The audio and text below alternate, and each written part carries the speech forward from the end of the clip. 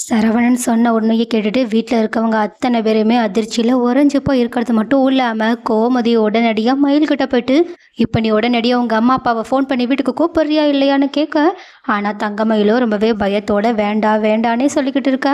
கோமதி உடனடியாக இவகிட்டலாம் பேசிய பிரயோஜனமே இல்லைன்னு அவங்க அப்பா அம்மாவுக்கு கால் பண்ணி இப்போ உடனே நீங்கள் வீட்டுக்கு வாங்கன்னு சொல்ல, உடனே அவங்களோட அப்பா அம்மாவோ ஐயோ என்ன பிரச்சனைன்னு தெரியலையேன்னு சொல்லிட்டு வீட்டுக்கு வந்தா.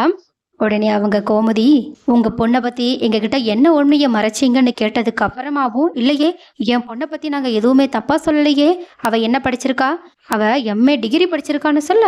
இந்த மாதிரி மறுபடியுமே இவங்க பொய் சொல்றதை கேட்டுட்டு கடுப்பான சரவணனும் உடனடியா அங்கேருந்து ஒரு கேனை தூக்கிட்டு வந்து அவங்களோட தலையில போடுற அளவுக்கு கோவப்பட. இதை பார்த்துட்டு மயிலோட அம்மா அப்பா ஷாக் ஆக. ஆனா கோமதியும் சரவணனை தடுத்து நிறுத்திட்டு, ஒரு நிமிஷம் அமைதியாக இருடா, நான் பேசிக்கிறேன்னு சொல்லிட்டு, உங்கள் பொண்ணு +2 தான் படிச்சிருக்கானுங்க எங்கள் எல்லாருக்கும் தெரிஞ்சிருச்சு. அது மட்டும் இல்லாமல் என் பையனை விட 2 வயசு பெரிய பொண்ணை நீங்கள் எங்கள் எல்லாரையும் ஏமாற்றி போய் சொல்லி இந்த கல்யாணத்தை நடத்தி வச்சுருக்கீங்க, அதுதானே உண்மைன்னு சொல்ல.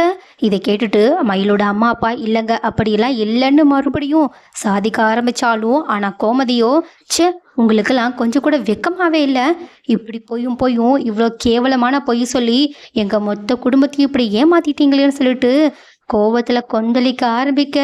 ஆனால் சரவணனும் இதுக்கு மேலே என்னால் இவ கூட வாழவே முடியாதுன்ற முடிவோடு இருக்க.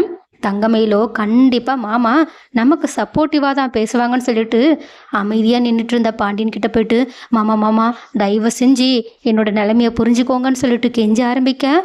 ஆனால் பாண்டியனும் இதுக்கு மேலேயும் என் பையன் கூட இருந்து நீ அவனை கஷ்டப்படுத்துறத நான் பார்க்க விரும்பலை, ஓ முதல்ல உங்கள் அப்பா அம்மா கூடயே சேர்ந்து இங்கேருந்து கிளம்பி போயிடு அப்படின்னு சொல்லிட்டு தங்கமயிலோட அம்மா அப்பா கிட்ட உங்கள் பொண்ணை தயவு செஞ்சு இங்கேருந்து கூட்டிகிட்டு போங்கன்னு சொல்ல. இதை கேட்டுட்டு தங்கமயில் கதற ஆரம்பிக்கிறாங்க. அவங்கள பார்க்கும்போதே கொஞ்சம் பாவமாக தான் இருக்குது. ஸோ அடுத்து பாண்டியனோட முடிவு மாறுமா, அப்படி இல்லைனா சரவணனே தங்கமயில மன்னிச்சு ஏற்றுக்கிறாங்களான்றத பொறுத்திருந்து பார்க்கலாம். ஸோ கைஸ், உங்களுக்கு என்ன தோணுது? தங்கமயில் என்னதான் செஞ்சது தப்பாகவே இருந்திருந்தாலும் அவங்களுக்கு இப்போ கல்யாணமும் ஆயிடுச்சு, அதே நேரத்தில் அவங்க கூட கணவன் மனைவியாகவும் வாழ ஆரம்பிச்சிட்டாங்க. ஸோ இந்த மாதிரி ஏமாத்துனது தப்புனாலும் அதுக்கான தண்டனை வேறு ஏதாவது இருந்தால் நல்லாயிருக்கும்.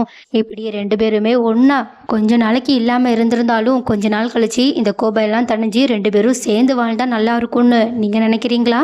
அண்ட் ஆல்சோ தங்கமயில் செஞ்ச தப்புக்கு இதுதான் சரியான தண்டனைன்னு நீங்கள் நினச்சிங்கன்னா அதையுமே கமெண்ட்டில் சொல்லுங்கள்.